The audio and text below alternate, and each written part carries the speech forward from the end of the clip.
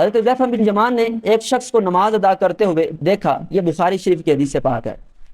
حضرت حذیفہ بن یمان نے ایک شخص کو نماز ادا کرتے ہوئے دیکھا، وہ نماز کے رکوع اور سجود کو صحیح طرح سے ادا نہیں کر رہا تھا۔ جب وہ نماز سے فارغ ہوا تو حضرت حذیفہ بن یمان نے اس بندے کو کہا، اگر تمہارا انتقال اسی نماز کی حالت میں ہو جائے تو محمد مصطفیٰ کے طریقے پر نہیں مرے گا۔ اور سنن نسائی شریف کے اندر اسی روایت کے الفاظ یوں ہیں، حضرت حذیفہ بن یمان نے ایک بندے کو نماز پڑھتے ہوئے دیکھا، وہ نماز کے رکوع اور سجود کو صحیح طرح سے ادا نہیں کر رہا تھا۔ جب وہ نماز سے فارغ ہوا، حضرت حذیفہ بن یمان نے پوچھا کہ تم کتنے عرصے سے نماز پڑھ رہے ہو؟ اس نے کہا 40 سال سے۔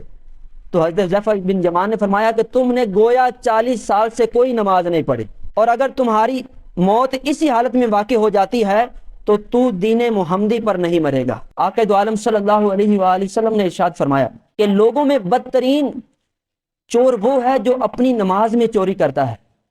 صحابہ کرام نے عرض کی، یا رسول اللہ، نماز کا چور کون ہے؟ آقا دو عالم صلی اللہ علیہ وآلہ وسلم نے فرمایا، وہ بندہ جو نماز کے رکوع اور سجود صحیح طرح سے ادا نہیں کرتا، یہ نماز کا چور ہے۔ اور اس حدیث کی شرح کے اندر علماء کرام بیان کرتے ہیں کہ ایک ہوتا ہے مال کا چور اور ایک ہوتا ہے نماز کا چور۔ مال کے چور کو کچھ نہ کچھ فائدہ مل جاتا ہے، جو اس نے مال چوری کیا اگرچہ دنیاوی لحاظ سے، لیکن جو نماز کا چور ہے اس کے لیے کوئی فائدہ نہیں، نہ دنیا میں نہ ہی آخرت میں۔ تو ہمیں اپنی نمازوں کی جو ہے وہ فکر کرنی چاہیے۔ یاد رکھیں، یہ دنیا کا اصول ہے، جب بھی ہم کوئی نوکری کرتے ہیں، کوئی ڈیوٹی پر ہمیں فائز کیا جاتا ہے، تو اس کی کچھ شرائط ہوتی ہیں، کچھ اصول ہوتے ہیں، ضابطے ہوتے ہیں، اہلیت کے لیے معیار ہوتا ہے۔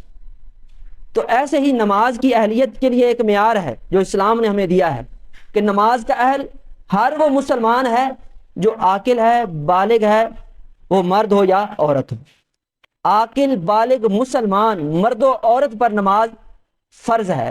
یہ نماز کی اہلیت کی جو ہے وہ شرط ہے کہ یہ لوگ نماز کے اہل ہیں۔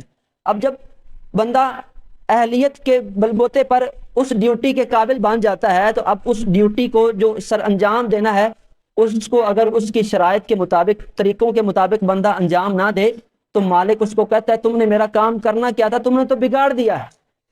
سارا دن وہ وقت بھی دے گا لیکن مالک اس کو آخر میں کوئی اجرت نہیں دیتا، کیونکہ جس طرح میں نے کہا تھا تم نے اس طرح وہ کام نہیں کیا۔